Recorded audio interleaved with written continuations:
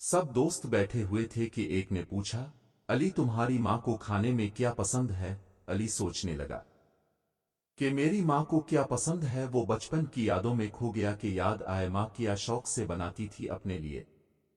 जब उसने माजी के झरोकों से झांका तो देखकर याद आया कि वो किस कदर गरीब थे। बाप एक मजदूर और बड़ा कुंबा, दादी दादा भी साथ।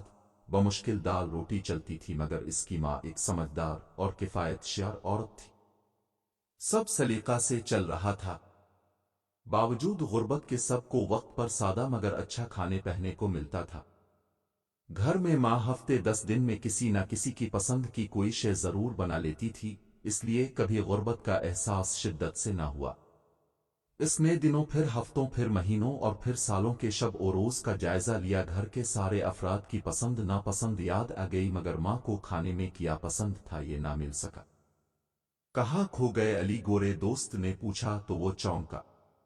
दो मोटे मोटे आंसू तेजी से इसके गालों पर से भागते हुए इस झोली में गिरते। सब दोस्तों ने हैरत से देखे और वो रुंधी हुई आवाज से बमुश्किल बोला, बची हुई रोटी और बचा हुआ सालन पसंद है मेरी माँ को।